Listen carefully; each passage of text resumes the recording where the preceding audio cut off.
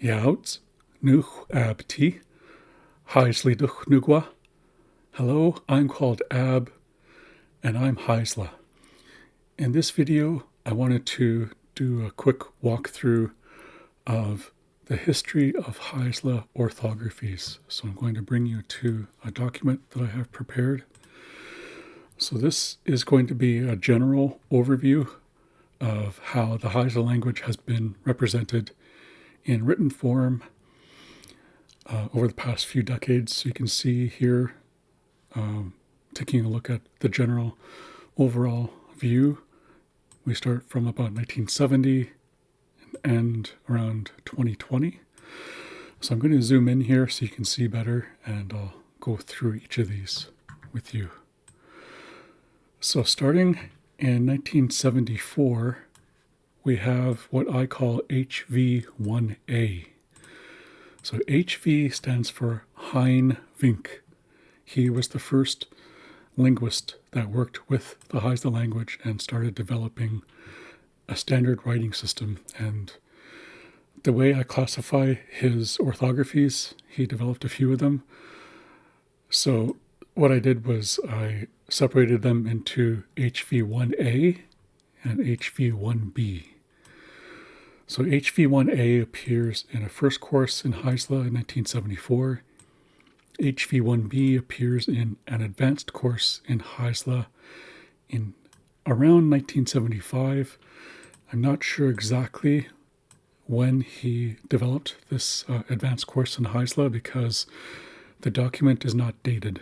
So logic would dictate that since it's an advanced course in Heisla, it comes after a first course, which we know takes place in 1974.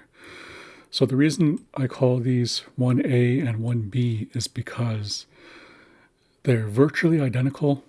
There are some slight differences, so I didn't think there was enough difference for them to be considered two separate orthographies. So that's why I call them HV1A and HV1B. In 1980, we have the appearance of HV2, Hein Vink's second orthography, which appears in a Heisla dictionary in 1980. There are major differences between 1A, 1B, and 2. So that's why I classify this one as a separate orthography. And this a Heisla dictionary appears to be a draft, because at the end of the document, there's a letter that he sent to his university. It looked like he was submitting it to them for approval. That's what appears to be happening in there. So that's Hein Vink. Technically, there was a third one, but it's kind of unofficial. It's very different than either of the other ones. And he only used it in an article that he submitted to a linguistic journal.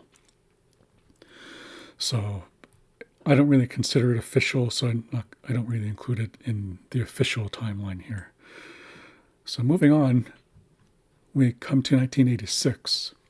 LR stands for Lincoln and Rath, and they published a dictionary with a really long name that I'm not going to repeat because it's going to take a long time. So I usually just call it the Lincoln and Rath Dictionary. Here I refer to it as the Heisla Kitlope Dictionary. It was published in 2 volumes in 1986.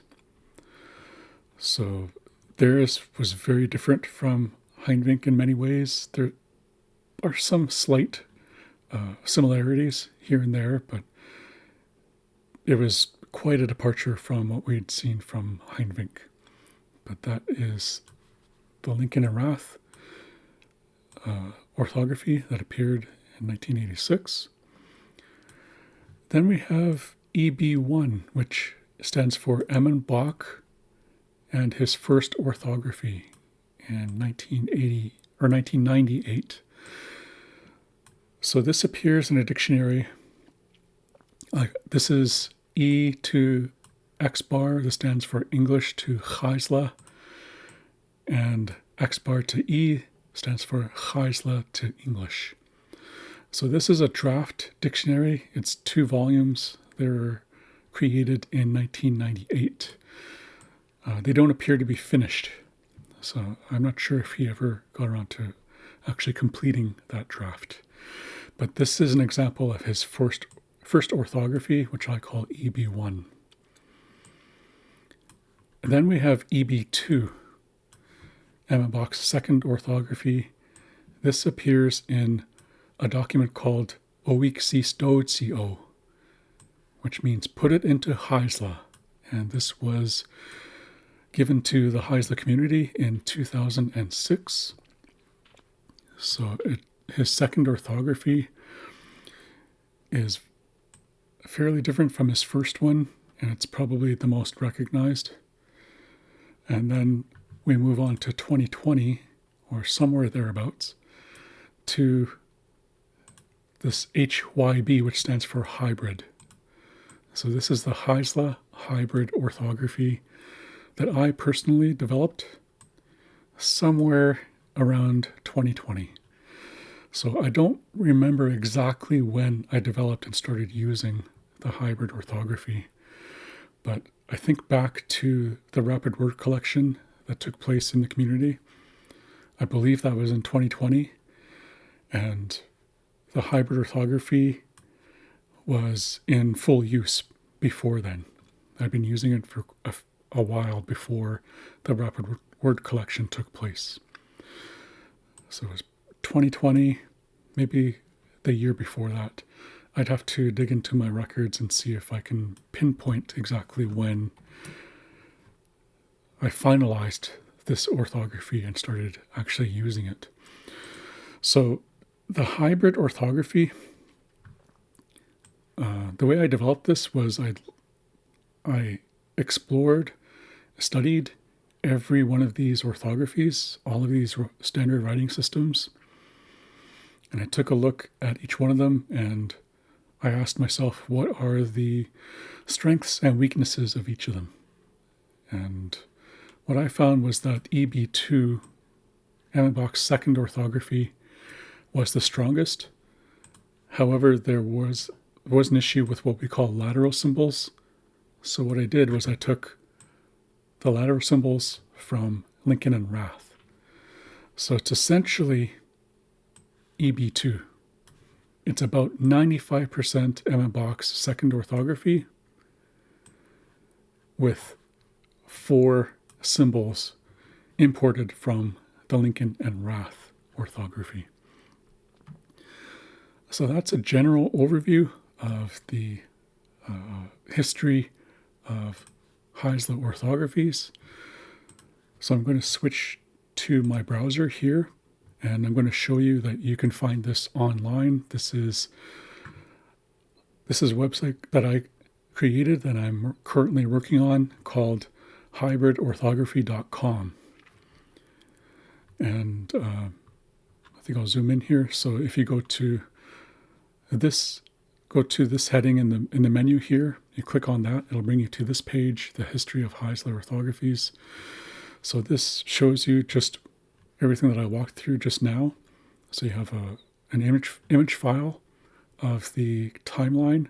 It's a bit small on the page, so if you're on a computer, you can right click and then press open image in new tab, and then click on the new tab, and it'll give you a better view of the full chart. And it's kind of zoomed to fit the size of the page. So if you click on it again, it'll make it slightly larger, and you can see the whole timeline here. So you have this is essentially a JPEG file. Alternatively, you can also look at a PDF file. So if you're on a computer like I am right now, there's a PDF viewer that's built into the website. So you can zoom in. This is actually a little bit better because when you look at when you try to magnify the image file, the JPEG file, it gets a little bit blurry. With PDF, it stays very clear no matter how much you magnify it, no matter how much you zoom in. So you have control over the view. You can zoom in, you can zoom out. So that is available for you on the, you can get it to fit the page. So that is available here in a PDF viewer built into the page. This doesn't actually appear if you're on a phone. So you can also download the actual file. So this is available for download. So I'm going to switch back to my webcam here. So that is a general overview of the history of isla orthographies. A look at how the writing systems have evolved over time and a general timeline view. And as I mentioned, this is a brief glimpse into that history. There will be further videos that will go into more detail about each orthography. So for now, I will say Anathsach Nugutla Kan Homia Ux. Thank you for watching. Wa.